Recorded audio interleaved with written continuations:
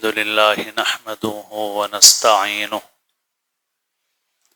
ونستغفره ونؤمن به ونتوكل عليه ونعوذ بالله من شرور أنفسنا ومن سيئات أعمالنا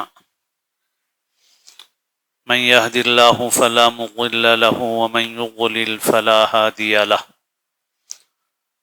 نشهد أن لا إله إلا الله وحده لا شريك له ونشهد أن سيدنا ونبينا ومولانا محمدا عبده ورسوله صلى الله تعالى عليه وعلى آله وأصحابه وأتباعه وأزواجه وذرياته وبارك وسلم تسليما كثيرا كثيرا أما بعد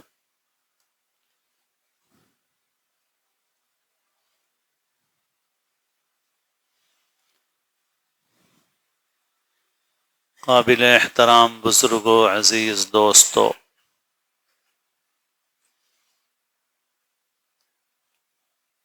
اللہ تعالی نے قرآن مجید میں ارشاد فرمایا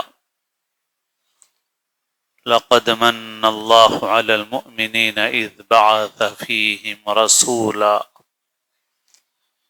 یقیناً اللہ نے احسان فرمایا ایمان والوں پر جبکہ ان میں ایک رسول مبعوث فرمایا۔ اللہ تعالیٰ کی نعمت ہے، احسان ہے کہ اس نے پیغمبر کو روانہ فرمایا، پیغمبر کو مبعوث فرمایا۔ اس دنیا میں اللہ تعالیٰ نے انسان کو بہت ساری نعمتیں دی ہیں اور بیشتر مادی نعمتوں کا احساس انسان کو خوب رہتا ہے۔ مادی نعمتیں کھانا ہے، پانی ہے، ہوا ہے، مال اور دولت ہے، اور عزیز و اقارب ہیں، اور بے شمار نعمتیں ہیں اللہ تعالیٰ کی۔ ان نعمتوں کو سبھی محسوس کرتے ہیں، مادی نعمتیں ہیں، ان نعمتوں کے کم ہو جانے پر بڑی بے چینی انسان محسوس کرتا ہے، نعمتیں مل جاتی ہیں تو بہت خوش ہوتا ہے۔ لیکن کچھ معنوی نعمتیں ہیں جو ان مادی نعمتوں سے بڑھ کر ہیں، اور ان میں سب سے بڑی نعمت ایمان کی نعمت ہے۔ اللہ تعالیٰ نے انسان کو اگر صحیح راستے پر رکھا ہے تو یہ اللہ تعالیٰ کی سب سے بڑی نعمت ہے۔ ایک مثال پہلے بھی عرض کی گئی کہ جیسے ایک بڑا ہائی وے ہے، بڑی شاہراہ ہے، اس کے اوپر لوگ جا رہے ہیں، اور وہ راستہ، وہ شاہراہ، وہ سڑک ہمارے وطن تک، ہماری منزل تک پہنچتی ہے، جہاں راحت اور آرام کے سارے اسباب موجود ہیں۔ کچھ لوگ اس راستے پر چل رہے ہیں اور اس راستے میں دائیں بائیں ایگزٹ ہیں، جیسے اب شاندار سڑکیں بن رہی ہیں، جگہ جگہ ایگزٹ بنے ہوئے ہیں، اور کبھی کبھی انسان غلط جگہ سے ایگزٹ لیتا ہے تو میلوں دور چلا جاتا ہے، بہت لمبا چکر لگانا پڑتا ہے۔ فرض کرو کہ وہ ایگزٹ ایسے ہیں کہ وہ اگر کوئی اس ایگزٹ میں نکل جائے، ایگزٹ سے نکل جائے، تو پھر وہ ایسی جگہ پہنچے گا جہاں اس کے لیے تباہی اور بربادی کا سامان ہے۔ چور ڈاکو ہیں، خطرناک جنگل ہیں، درندے ہیں، دلدل ہیں، ان میں پھنس سکتا ہے انسان، اور ایک سیدھی راہ ہے جس کے اوپر لوگ چل رہے ہیں، اور اس راستے پر چلنے والے الگ الگ لوگ ہیں، کچھ کار میں، شاندار کاروں میں بیٹھے ہوئے ہیں، کچھ سائیکل پہ چل رہے ہیں، کچھ پیدل چل رہے ہیں، کچھ لنگڑے ہیں، گھسٹ گھسٹ کے چل رہے ہیں، مگر چل رہے ہیں سڑک پر، اسی سڑک پر جو وطن تک پہنچاتی۔ کچھ لوگ ایسے ہیں جو غلط ایگزٹ میں سے نکل گئے، جہاں پر اب انجام ہلاکت اور بربادی کے سوا کچھ نہیں ہے۔ تو جو لوگ غلط ایگزٹ سے نکل گئے، وہ اگر مرسیڈیز میں بیٹھے ہوئے ہیں، شاندار سے شاندار گاڑی میں بیٹھے ہوئے ہیں، بہت روپیہ پیسہ ہے ان کے پاس، بہت کھانے کا سامان ہے ان کے پاس، تب بھی وہ ناکام ہیں، کیونکہ وہ راستے سے ہٹ گئے ہیں۔ انجام ان کا سوائے تباہی کے کچھ اور نہیں۔ اور جو اس راستے پر چل رہا ہے، وہ اگر کار میں بیٹھا ہوا ہے تو بھی کامیاب ہے، سائیکل پہ جا رہا ہے تو بھی کامیاب ہے، پیدل جا رہا ہے تو بھی کامیاب ہے، بھوکا پیاسا جا رہا ہے مگر چل رہا ہے پھر بھی کامیاب ہے، لنگڑا ہے گھسٹ گھسٹ کے جا رہا ہے پھر بھی کامیاب ہے، کیونکہ وہ پہنچے گا اپنے گھر اور وطن۔ اور جب گھر وطن پہنچ کے آرام کرے گا، کھائے گا، پیے گا، راحت آرام میں رہے گا، تو ساری تکلیفیں 2-4 دن میں بھول جائے گا پھر۔ بس ایسا ہی ہدایت کا راستہ ہے۔ اس دنیا میں چلنے والے انسان کس حال میں ہیں، اس سے زیادہ اہم یہ ہے کہ کس ڈائریکشن پہ جا رہے ہیں، کس رخ پر جا رہے ہیں، منزل کی طرف جا رہے ہیں یا غلط ایگزٹ میں نکل گئے ہیں۔ غلط ایگزٹ سے نکل گئے ہیں تو کتنے ہی عیش و آرام میں ہوں، وہ ناکام ہیں، برباد ہیں۔ تو اس لیے اس دنیا میں سب سے بڑی نعمت یہ ہے کہ بھائی آپ ٹریک پر ہیں یا نہیں ہیں، سیدھی راہ پر ہیں یا نہیں ہیں۔ اسی وجہ سے اللہ نے سورہ فاتحہ میں جس کی برکتیں، جس کی عظمتیں بار بار تذکرے میں آتی ہیں، اور جس کو ہم پڑھتے بھی، ہر نماز میں بھی پڑھتے ہیں، برکت کے لیے پڑھتے ہیں، مختلف موقعوں پر ورد کرتے ہیں، اس سورہ فاتحہ میں اللہ تعالیٰ نے ایک ہی دعا رکھی ہے، 2 دعائیں بھی نہیں رکھی ہیں اللہ نے، اور وہ ایک دعا ہے اہدنا الصراط المستقیم، اے اللہ اس سیدھے راستے پہ لگائے رکھیے، چلائیے اس پہ، بس اس سے نہ بھٹکیں۔ اور اس طرح کی مثال حدیث پاک میں بھی ارشاد فرمائی گئی ہے۔ آپ صلی اللہ علیہ وسلم نے لکیر کھینچی ایک اور فرمایا کہ یہ سیدھا راستہ، دائیں بائیں بہت سے راستے ہیں جو گمراہی کے راستے ہیں، آفتیں ہیں، مصیبتیں ہیں۔ تو بہرحال سب سے بڑی نعمت یہ ہے۔ اب آدمی جو مادی نعمتیں ہیں ان کو تو پہچانتا ہے بہت اچھی طرح، کھانا کم ہو گیا پریشان، پانی کم ہو گیا پریشان، بیماری آ گئی پریشان، نعمت کی کمی کا احساس ہے۔ مگر جو روحانی نعمت ہے، آدمی اس سے غفلت میں مبتلا ہوتا ہے۔ کھانے کے بعد ایک دعا ہے، الحمدللہ الذی اطعمنا وسقانا وجعلنا مسلمین، اللہ کا شکر ہے جس نے کھلایا پلایا اور مسلمان بنایا۔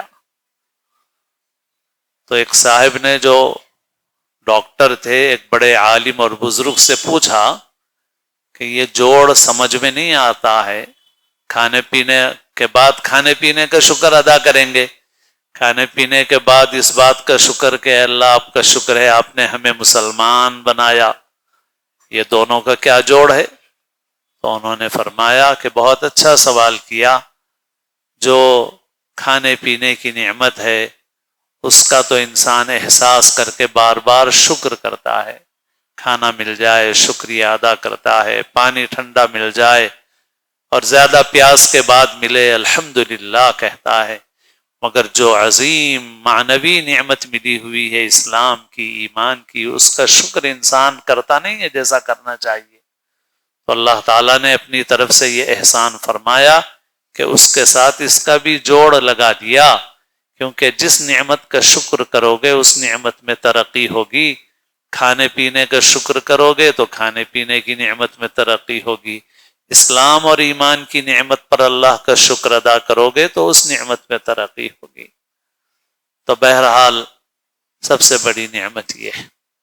اسی وجہ سے اس دنیا میں پیغمبر نہیں بھی آتے ہیں تو سورج نکلتا ہے، چاند نکلتا ہے، دریائیں بہتی ہیں، زمین سے غلہ اگتا ہے، ساری مادی نعمتیں انسان کو ملتی ہیں، لیکن ان ساری مادی نعمتوں کا کوئی فائدہ نہیں اگر انسان صحیح راستے پر نہ ہو۔ اور صحیح راستے پر انسان کو رکھنے کے لیے اس دنیا میں اللہ تعالیٰ نبیوں کو روانہ فرماتے ہیں۔ اللہ نے جب پہلے انسان کو دنیا میں بھیجا، اللہ نے اسی وقت فرما دیا، یا بنی آدم اما یأتینکم رسول منکم، اے آدم کے بیٹو میرے پاس سے تمہارے پاس پیغمبر آتے رہیں گے، اور جو پھر ان کی بات مانے گا، تقوی اختیار کرے گا، نیکی کا راستہ اختیار کرے گا، تو پھر اسے اپنے وطن جنت میں لوٹایا جائے گا، جہاں پر نہ کوئی خوف ہے نہ کوئی غم ہے۔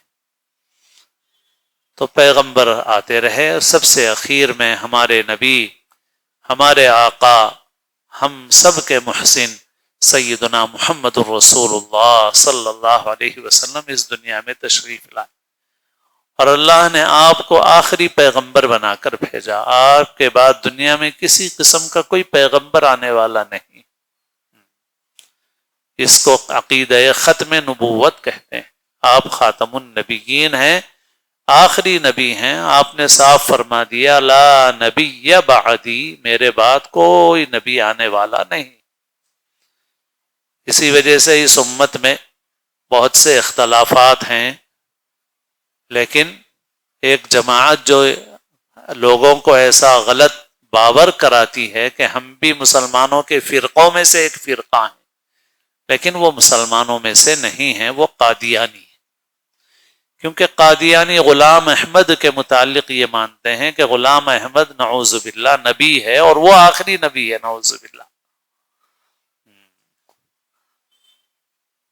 اور کوئی نبی نہیں آپ کے بعد۔ جس نے نبوت کا دعویٰ کیا وہ جھوٹا اور دجال ہے، جو اس پر ایمان لایا وہ ایمان سے نکل گیا، اس نے حضور پاک صلی اللہ علیہ وسلم کا راستہ چھوڑ دیا، پیغمبروں کا راستہ چھوڑ دیا اس نے۔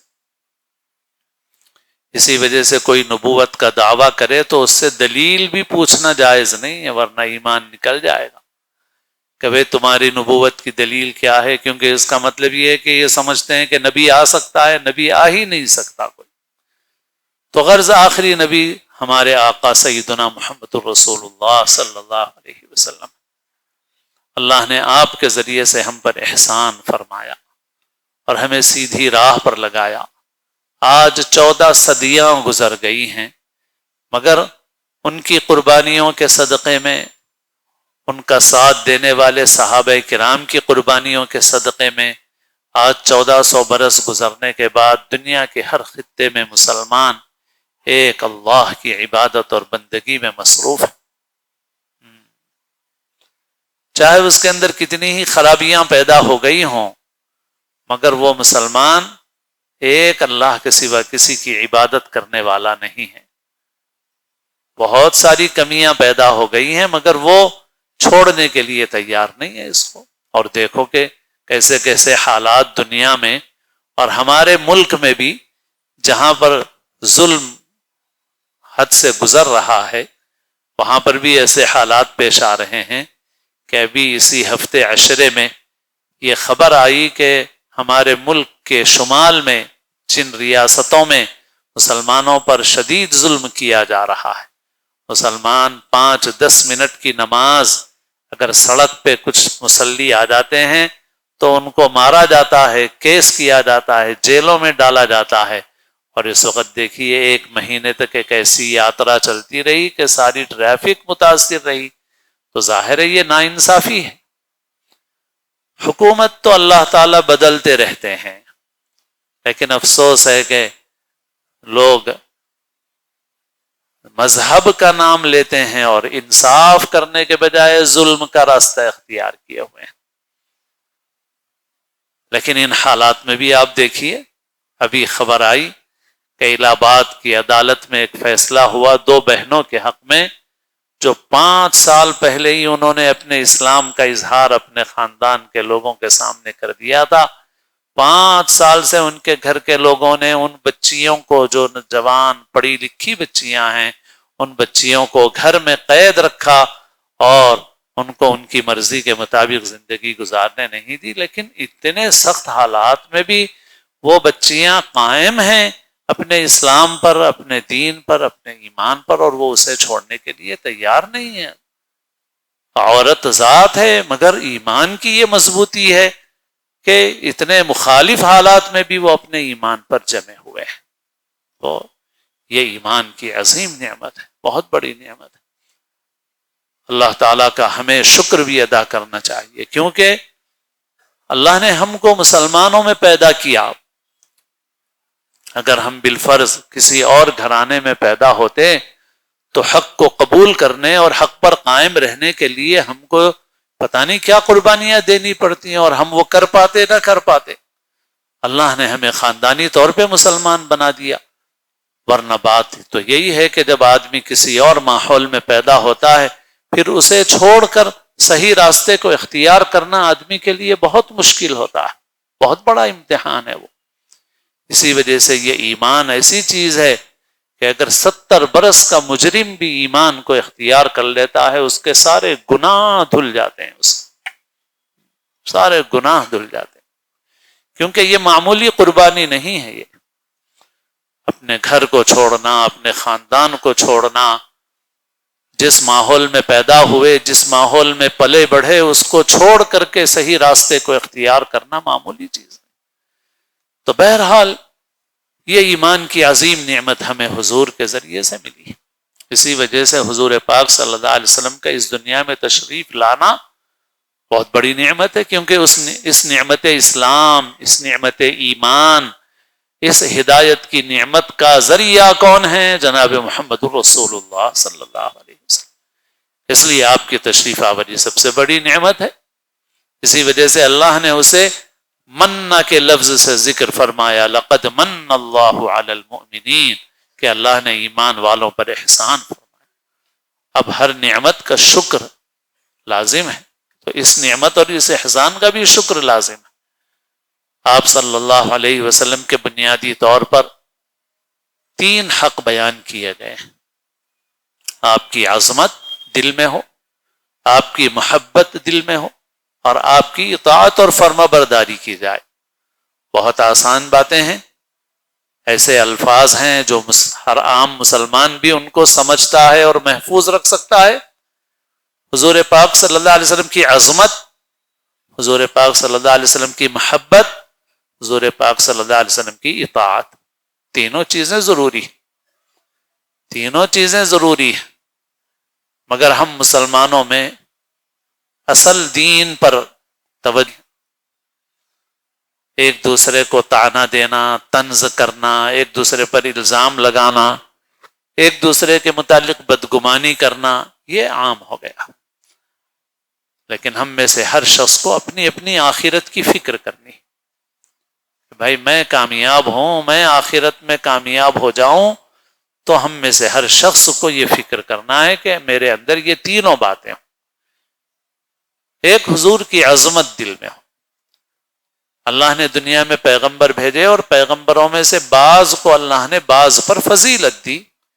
تلک الرسل فضلنا بعضهم على بعض منهم من کلم اللہ ورفع بعضهم درجات۔ یہ پیغمبر ہیں جن میں سے ہم نے بعض کو بعض پر فضیلت دی ہے۔ ان میں بعض وہ ہیں جن سے اللہ نے کلام فرمایا ہے، حضرت موسیٰ علیہ السلام، آگے حضرت عیسیٰ کا بھی ذکر ہے، تو اللہ نے فضیلت دی ہے۔ اور اللہ نے ان تمام پیغمبروں میں سب سے زیادہ فضیلت آخری پیغمبر سیدنا محمد الرسول اللہ صلی اللہ علیہ وسلم کو دی۔ اس کی ایک واضح دلیل معراج کے سفر میں آپ کی امامت ہے۔ صحیح حدیثوں میں موجود ہے کہ بیت المقدس میں انبیاء کرام جمع ہوئے، اور جب ان کی امامت کا نمبر آیا تو حضرت جبرائیل نے حضور پاک صلی اللہ علیہ وسلم کا ہاتھ پکڑ کے حضور کو آگے بڑھایا کہ آپ امامت کریں گے. معلوم ہوا کہ آپ تمام انبیاء میں سب سے افضل ہے. اور بہت دلائل ہے. جب میدان محشر ہوگا اور لوگ حساب و کتاب کے لیے انتظار میں ہوں گے تو شفاعت کرنے کی ضرورت ہوگی اور لوگ پیغمبروں کی خدمت میں حاضری دیں گے کہ آپ شفاعت کر دیں. لیکن ہر پیغمبر اپنے بعض حالات کی وجہ سے عذر کریں گے. پھر سیدنا محمد رسول اللہ صلی اللہ علیہ وسلم بارگاہ الہی میں حاضر ہوں گے اور آپ سجدہ ریز ہو جائیں گے، سجدے میں گر پڑیں گے. اور حدیث میں آتا ہے کہ آپ کا سجدہ اتنا طویل ہوگا جتنا اس دنیا میں ایک ہفتے کا وقت ہوتا ہے. آپ صلی اللہ علیہ وسلم سے اللہ تعالیٰ فرمائیں گے یا محمد ارفع رأسک سل تعطى واشفع تشفع.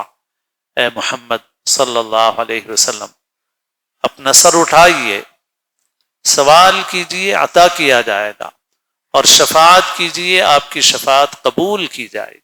کریں گے پھر لوگوں کا حساب و کتاب شروع ہوگا. پھر آپ نے فرمایا کہ ایک حدیث میں آپ نے فرمایا صلی اللہ علی الوسیلہ، اللہ سے میرے لیے وسیلے کی دعا مانگو کہ اللہ تعالیٰ مجھے الوسیلہ عطا فرمائے. وسیلہ کیا ہے؟ تو حضور پاک صلی اللہ علیہ وسلم نے خود حدیث میں واضح فرمایا کہ جنت کی دعا میں خاص طور پر وہ دعا مانگتے ہیں اللہم رب هذه الدعوة التامة والصلاة القائمة آتی محمدا الوسیلہ. تو آپ صلی اللہ علیہ وسلم کو یہ ملے گا. اور پھر ایسے ہی آگے وابعثہ مقاما محمودا، یہ مقام محمود قیامت کے دن آپ کو ملے گا. حدیث میں ہے آپ فرماتے ہیں کہ میرے ہاتھ میں حمد کا جھنڈا ہوگا، لواء الحمد، بیدی لواء الحمد. اور ایسے ہی اس سجدے میں جو آپ اللہ کی حمد کریں گے تو حدیث میں آتا ہے کہ اللہ تعالیٰ اس حمد کے کلمات اس وقت حضور کے دل میں القاء فرمائیں گے جو اس سے پہلے حضور کے دل میں القاء نہیں کیے گئے. تو اللہ تعالیٰ یہ سارے اعزازات آپ کو دیں گے. آپ کی شفاعت شفاعت کبریٰ ہو پوری طرح سے واضح کرتی ہیں کہ حضور اکرم صلی اللہ علیہ وسلم تمام انبیاء میں سب سے افضل ہیں. آپ صلی اللہ علیہ وسلم کو اللہ نے امام الانبیاء افضل الانبیاء بنایا. تو آپ کی عظمت دل کے اندر ہو، یہ ہر مسلمان کے لیے ضروری ہے. اور پھر آپ کی محبت کیسی ہو؟ صرف محبت کافی نہیں ہے، فرمایا کہ اتنی محبت ہو جو دوسری تمام محبتوں پر غالب ہو. اس لیے جو حدیث پڑھی جاتی ہے اس میں آپ نے یہ نہیں فرمایا کہ تم میں سے کوئی کامل ایمان والا نہیں ہو سکتا جب تک میری محبت نہ ہو، بلکہ یہ فرمایا کہ جب تک کہ میری محبت تمام محبتوں سے زیادہ نہ ہو، حتی اکون احب الیہ من والدہ وولدہ والناس اجمعین. تو آپ کی اتنی محبت جو دوسری محبتوں پر غالب آئے، اور آپ کی اطاعت و فرما برداری. تو تین لفظ یاد رکھنا آسان ہے، عظمت، محبت، اطاعت. اور ہر ایک کے لیے تینوں ضروری ہیں، اور تینوں کا تذکرہ اور تینوں کا مذاکرہ ہونا چاہیے، اور تینوں پر عمل کرنے کی کوشش کرنا چاہیے. اللہ تعالی ہم سب کو اپنے نبی پاک صلی اللہ علیہ وسلم کی سچی پکی کامل محبت نصیب فرمائے. اللہ تعالیٰ اپنے پیغمبروں کی، اپنے نیک بندوں کی محبت ہمارے دلوں کے اندر پیدا فرمائے، اور ہمیں اپنے نیک بندوں کے ساتھ جوڑ دے اور ان کے ساتھ محشور فرمائے. اللہ تعالیٰ ہم سب کو اسلام کی زندگی اور اپنے اپنے وقت پر حسن خاتمہ نصیب فرمائے، سنت ادا فرمائے.